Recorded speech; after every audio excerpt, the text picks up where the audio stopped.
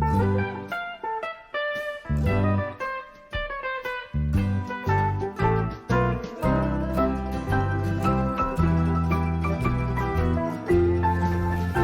everyone, my name is Quinn and I am a bookseller here at the Reading Room CLE. Cha-Cha and I are running a little bit late today. I was working and I didn't get my lipstick on until a few minutes ago. But Cha-Cha, I must admit, has been dressed like a princess all day today. We watched the movie Frozen last night, and so she has been in her Anna dress for much of the day. She said that a princess dress is always appropriate. Tonight her bedtime story is Winnie-the-Pooh and Some Bees by A.A. Milne.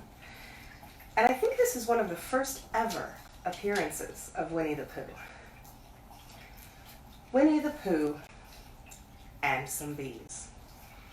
Here is Edward Bear coming downstairs now, bump, bump, bump on the back of his head behind Christopher Robin. It is, as far as he knows, the only way of coming downstairs.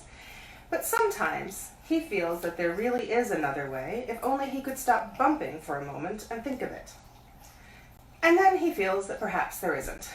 Anyhow, here he is at the bottom, ready to be introduced to you, Winnie-the-Pooh. When I first heard his name, I said, just as you were going to say it, but I thought he was a boy. So did I, said Christopher Robin. Then you can't call him Winnie. I don't. But you said he's Winnie-the-Pooh. Don't you know what the means? Yes, now I do, I said quickly, and I hope you do too, because it is all the explanation you are going to get. Sometimes Winnie-the-Pooh likes a game of some sort when he comes downstairs, and sometimes he, like you, Cha-Cha, likes to sit quietly in front of the fire and listen to a story. This evening, what about a story? Said Christopher Robin. What about a story? I said. Could you, very sweetly, tell Winnie-the-Pooh one? I suppose I could, I said. What sort of stories does he like? About himself, because he's that sort of bear. Oh, I see. So could you, very sweetly? I'll try, I said. So I tried. Once upon a time, a very long time ago now, about last Friday, Winnie-the-Pooh lived in a forest all by himself, under the name of Sanders. What does under the name mean? Asked Christopher Robin. It means he had the name over the door in gold and lived under it. Winnie-the-Pooh wasn't quite sure, said Christopher Robin. Now I am, said a growly voice. Then I will go on, said I. One day, when he was out walking, he came to an open place in the middle of the forest, and in the middle of this place was a large oak tree, and from the top of the tree there came a loud, buzzing noise. Winnie-the-Pooh sat down at the foot of the tree, put his head between his paws, and began to think. First of all, he said to himself, that buzzing noise means something. You don't get a buzzing noise like that, just buzzing and buzzing, without it meaning something. If there's a buzzing noise, somebody's making a buzzing noise, and the only reason for making a buzzing noise that I know of is because you're a bee. Then he thought another long time and said, and the only reason for being a bee that I know of is making honey. And then he got up and said, and the only reason for making honey is so as I can eat it. So he began to climb the tree. He climbed and he climbed and he climbed, and as he climbed, he sang a little song to himself. It went like this. Isn't it funny how a bear likes honey? Buzz, buzz, buzz. I wonder why he does. Then he climbed a little further and a little further and just a little further. By that time, he had thought of another song. It's a very funny thought that if bears were bees, they'd build their nests at the bottom of trees. And that being so, if the bees were bears, we shouldn't have to climb up all these stairs. He was getting rather tired by this time, so that is why he sang a complaining song. He was nearly there now, and if he just stood on that branch... Crack! "Oh, help!" said Pooh, as he dropped 10 feet on the branch below him. "If only I hadn't," he said, as he bounced 20 feet onto the next branch. "You see what I meant to do," he explained, as he turned head over heels and crashed onto another branch 30 feet below. "What I meant to do... Of course, it was rather," he admitted, as he slithered very quickly through the next 6 branches. "It all comes, I suppose," he decided, as he said goodbye to the last branch, spun round 3 times, and flew gracefully into a gorse bush. "It all comes of liking honey so much. Oh, help." He crawled out of the gorse bush, brushed the prickles from his nose, and began to think again, and the first person he thought of was Christopher Robin. "Was that me?" said Christopher Robin in an awed voice, hardly daring to believe it. "That was you." Christopher Robin said nothing, but his eyes got larger and larger, and his face got pinker and pinker. So Winnie-the-Pooh went round to his friend Christopher Robin, who lived behind a green door in another part of the forest. "Good morning, Christopher Robin," he said. "Good morning, Winnie-the-Pooh," said you. "I wonder if you've got such a thing as a balloon about you." "A balloon?" "Yes, I just said to myself, coming along, I wonder if Christopher Robin has such a thing as a balloon about him. I just said it to myself, thinking of balloons and wondering." "What do you want a balloon for?" you said. Winnie-the-Pooh looked round to see that nobody was listening, put his paw to his mouth, and said in a deep whisper, "Honey." "But you don't get honey with balloons." "I do," said Pooh. "Well, it just happened that you had been to a party the day before at the house of your friend Piglet, and you had balloons at the party. You had had a big green balloon, and one of Rabbit's relations had had a big blue one, and had left it behind, being really too young to go to a party at all, and so you had brought the green one and the blue one home with you. Which one would you like?" you asked Pooh. He put his head between his paws and thought very carefully. "It's like this," he said. "When you go after honey with a balloon, the great thing is not to let the bees know you're coming.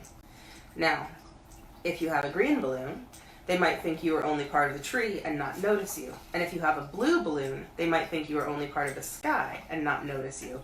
And the question is, which is most likely?" "Wouldn't they notice you underneath the balloon?" you asked. "They might, or they might not," said Winnie-the-Pooh. "You never can tell with bees." He thought for a moment and said, "I shall try to look like a small black cloud. That will deceive them." "Then you had better have the blue balloon," you said, and so it was decided. Well, you both went out with the blue balloon, and you took your gun with you, just in case, as you always did, and Winnie-the-Pooh went to a very muddy place that he knew of, and rolled until he was black all over, and then, when the balloon was blown up as big, and you and Pooh were both holding on to the string, you let go suddenly, and Pooh Bear floated gracefully up into the sky and stayed there, level with the top of the tree and about 20 feet away from it. "Hooray!" you shouted. "Isn't that fine?" shouted Winnie-the-Pooh down to you. "What do I look like?" "You look like a bear holding on to a balloon," you said. "Not," said Winnie-the-Pooh, "not like a small black cloud in a blue sky?" "Not very much." "Ah. Well, perhaps from up here it looks different, and as I say, you never can tell with bees." There was no wind to blow him nearer to the tree, so there he stayed. He could see the honey, he could smell the honey, but he couldn't quite reach the honey. After a little while, he called down to you. "Christopher Robin," he said in a loud whisper. "Hello." "I think the bees suspect something." "What sort of thing?" "I don't know, but something tells me they're suspicious." "Perhaps they think that you're after their honey." "It may be that. You never can tell with bees." There was another little silence, and then he called down to you again. "Christopher Robin!" Yes? Have you an umbrella in your house? I think so. I wish you would bring it out here and walk up and down with it and look up at me every now and then and say, "Tut, tut, it looks like rain." I think if you did that, it would help the deception which we are practicing upon these bees. Well, you laughed to yourself, silly old bear, but you didn't say it aloud because you were so fond of him, and you went home for your umbrella. "Oh, there you are," called down Winnie-the-Pooh as soon as you got back to the tree. "I was beginning to get anxious. I have discovered that the bees are now definitely suspicious." "Shall I put my umbrella up?" he said. "Yes, but wait a moment. We must be practical. The important bee to deceive is the queen bee. Can you see which is the queen bee from down there?" "No." "A pity. Well, now, if you walk up and down with your umbrella, saying, 'Tut, tut, it looks like rain.'" Excuse me, my whisper voice makes me cough. "I shall do what I can by singing a little cloud song, such as a cloud might sing. Go!" So, while you walked up and down and wondered if it would rain, Winnie-the-Pooh sang this song. "How sweet to be a cloud floating in the blue. Every little cloud always sings aloud. How sweet to be a cloud floating in the blue. It makes him very proud to be a little cloud." The bees were still buzzing as suspiciously as ever. Some of them, indeed, left their nests and flew all around the cloud as it began the second verse of this song, and one bee sat down on the nose of the cloud for a moment and then got up again. "Christopher, out, Robin!" called out the cloud. "Yes?" "I have just been thinking, and I have come to a very important decision. These are the wrong sort of bees." "Are they?" "Quite the wrong sort. So, I should think they would make the wrong sort of honey. Shouldn't you?" "Would they?" "Yes. So I think I shall come down." "How?" asked you. Winnie-the-Pooh hadn't thought about this. If he let go of the string, he would fall. Bump. And he didn't like the idea of that. So he thought for a long time. And then he said, "Christopher Robin, you must shoot the balloon with your gun. Have you got your gun?" "Of course I have," you said. "But if I do that, it will spoil the balloon," you said. "But if you don't," said Pooh, "I shall have to let go, and that would spoil me." When he put it like this, you saw how it was, and you aimed very carefully at the balloon and fired. "Ow!" said Pooh. "Did I miss?" you asked. "You didn't exactly miss, but you missed the balloon," said Pooh. "I'm so sorry," you said, and you fired again, and this time you hit the balloon, and the air came slowly out, and Winnie-the-Pooh floated down to the ground. But his arms were so stiff from holding on to the string of the balloon all that time that they stayed straight up in the air for more than a week, and whenever a fly came and settled on his nose, he had to blow it off. And I think, but I am not sure, that is why he was always called Pooh. "Is that the end of the story?" asked Christopher Robin. "That's the end of that one. There are others. About Pooh and me, and Piglet and Rabbit and all of you. Don't you remember?" "I do remember, and then when I try to remember, I forget. That day when Pooh and Piglet tried to catch the heffalump. They didn't catch it, did they? No. Pooh couldn't because he hasn't any brain. Did I catch it? Well, that comes into the story. Christopher Robin nodded. I do remember, he said, only Pooh doesn't very well, so that's why he likes having it told to him again, because then it's a real story and not just a remembering. That's just how I feel, I said. Christopher Robin gave a deep sigh, picked his bear up by the leg, and walked off to the door, trailing Pooh behind him. At the door he turned and said, Coming to see me have my bath? I might, I said.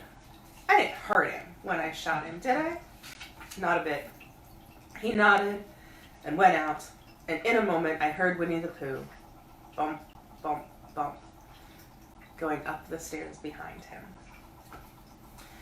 Cha-Cha herself has some trouble with stairs and often rolls down the last few and goes sliding across the floor. It has been a long day here at the Reading Room CLE. Thank you for joining us for this story. It is Winnie-the-Pooh and Some Bees. You can get it on the internet or wherever books are sold. We will see you again tomorrow night for another bedtime story, and in the meantime, keep reading.